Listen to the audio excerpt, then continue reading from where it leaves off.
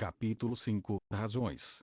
Segunda lei da termodinâmica. O calor nunca pode passar de um corpo mais frio para um mais quente sem algumas outras mudanças, ou é impossível converter calor de uma única fonte em trabalho útil sem causar outros efeitos, em uma mudança irreversível ou espontânea de um estado de equilíbrio para outro. A entropia sempre aumenta. Prolan cuidadosamente copiou esta lei em um papel, escrito na linguagem deste mundo. À primeira vista, o texto se assemelhava a um pouco de uma minhoca. Ele realmente não entendia como os habitantes locais poderiam aprender tantos personagens complicados. Se você perguntasse a ele qual das numerosas leis físicas seria a que mais deixaria as pessoas insensíveis, Prolan escolheria a segunda lei da termodinâmica. Ele diz a todos que o calor deste mundo sempre passará de alto a baixo, substituindo a desordem em ordem, aumentando a entropia. Eventualmente tudo terminará no nada. O universo se tornará um silêncio mortal. E este mundo rompeu com o crescente problema da entropia. Poderia fazer mágica do nada, o que era muito mais do que a grande invenção de uma máquina de movimento perpétuo. As forças do mal. Prolan zombou. Eles não entendiam a verdadeira natureza desse poder, e era tão enorme que poderia até mudar o universo inteiro. É claro que, para começar, ele só poderia começar a mudar essa pequena cidade fronteiriça. Prolan cantarolou uma melodia, rasgou o papel e jogou-o na lareira, onde foi reduzido a cinzas, sentindo o prazer de sair de uma jaula de prisão. O ministro assistente parecia confuso com as ações inexplicáveis do quarto príncipe, mas felizmente o outro príncipe sempre agirá assim. No final o assunto sempre se aproximava, não havia necessidade de investigar, e ele podia ver que o príncipe estava em um bom humor. A matança foi concluída, a bruxa foi enforcada ao meio-dia, relatou Barova Roland. Bom, alguém viu. Roland falou enquanto escrevia. Não importa, todos os prisioneiros usavam capuzes. A fim de impedir que a Santa Igreja e o ajudador da bruxa batessem à sua porta, Roland ordenou que o diretor da masmorra encontrasse uma pessoa com uma estatura semelhante e a deixou substituir Ana no corredor da morte. Além do cavaleiro-chefe e ministro assistente, todos que estavam com ele na masmorra foram recompensados com um suborno de 20 dragões de ouro. Esta foi uma renda muito grande para eles. Barov chegou a propor que todas as testemunhas morressem ou que nunca manteriam silêncio, mas Roland rejeitou isso. Ele sabia que não poderia impedir que esse segredo se espalhasse, mas isso não importava, porque na verdade queria que alguém fosse capaz de espalhar a palavra, só que não agora. E com a igreja, ele iria cair mais cedo ou mais tarde. De qualquer maneira, aqueles idiotas que não podiam tolerar tal poder, um desperdício de recursos. Por outro lado, outras bruxas saberiam que havia uma cidade fronteiriça no reino onde elas poderiam viver uma vida livre e até receber tratamento preferencial. O que essas bruxas pensariam? Não importava a idade do tempo, o talento era o mais importante. Então está tudo bem, Roland disse. Próximo ponto, para o comércio de fronteira, impostos e despesas necessárias do ano. Você sempre me dá uma pia, deixe-me dar uma olhada. Além daquelas oficinas na cidade, ferragens, têxteis, cerâmica e tal, você também tem que contar os números e tamanhos. Esses registros precisarão de 3 dias para serem preparados, mas, Barova sentiu primeiro, depois fez uma pausa e pareceu não saber como continuar. Qual é o problema? Roland ficou sabendo que, finalmente, chegou o momento de testar sua habilidade.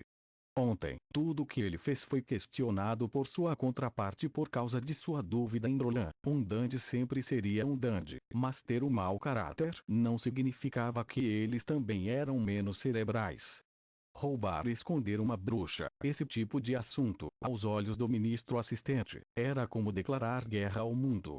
Sua Alteza, eu não entendo. Barov lutou com suas palavras. No passado, embora você tenha criado problemas, mas sempre foi mais inofensivo. Mas agora, o risco tão grande apenas para salvar uma bruxa. A lei para caçá-los foi declarada pela Igreja, e até seu pai, Sua Majestade, Wimbledon III, a apoia. Roland pensou por um momento e depois perguntou: Você acha que essa cidade fronteiriça é um bom lugar? Isso, Barov fez para entender o que essa pergunta tinha a ver com o problema. Depois de algum tempo, ele disse sua opinião verdadeira: não é bom. É muito ruim, comparado à cidade da colheita dourada ou ao porto de águas claras. O que você sente? A possibilidade de eu ganhar contra meus irmãos é quanto?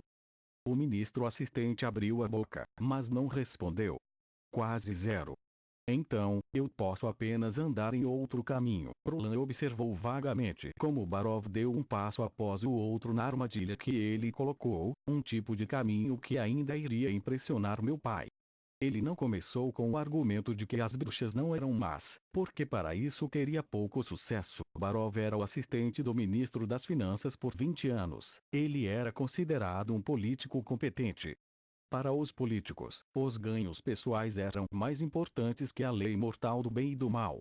Também tomando o caminho emocional não era adequado para ele. Como Roland recordou as ações do ex-príncipe, ele descobriu que ele realmente não podia ser considerado como uma pessoa legal.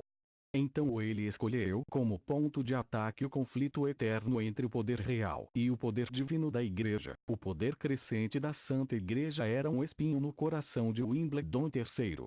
A Igreja alegou que o mundo funcionava de acordo com a vontade de Deus e o Papa era a voz de Deus.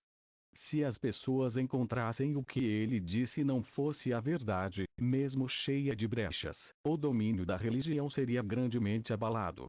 Com a frase "a bruxa não é má, então eu quero salvá-la", seria difícil convencer a outra parte, mas substituída por "ela não é uma bruxa má, e eu posso levar isso para atacar a igreja", Barov poderia facilmente ser guiado a aceitar esta conclusão. Independentemente de como o território de meus irmãos e irmãs floresceu, era uma conclusão inevitável que tudo terminaria na posse da igreja. Eles já haviam pisado no direito divino dos reis. Se apenas o Papa pode ser considerado como governante legítimo, então eles são o governante real desta terra ou somos nós.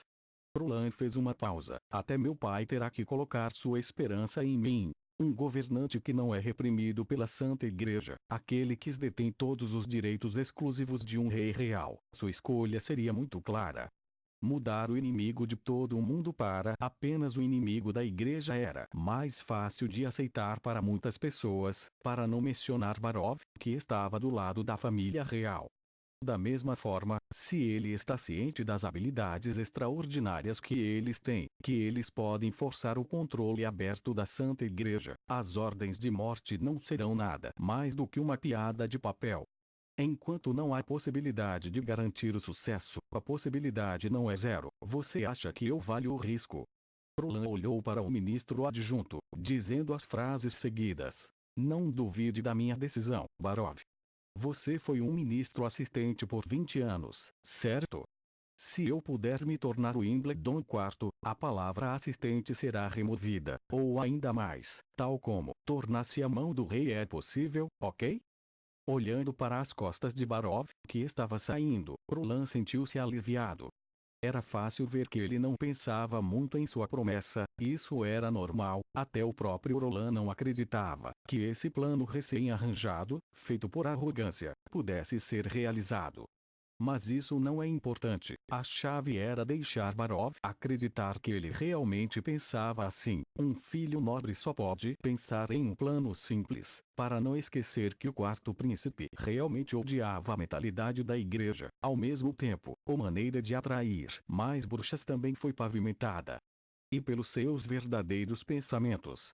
Mesmo que eles soubessem, eles não seriam capazes de entendê-los. Roland convocou a empregada: chame a senhorita Ana e diga a ela que ela deveria vir me ver. Os negócios a seguir seriam os melhores. Ele pensou feliz.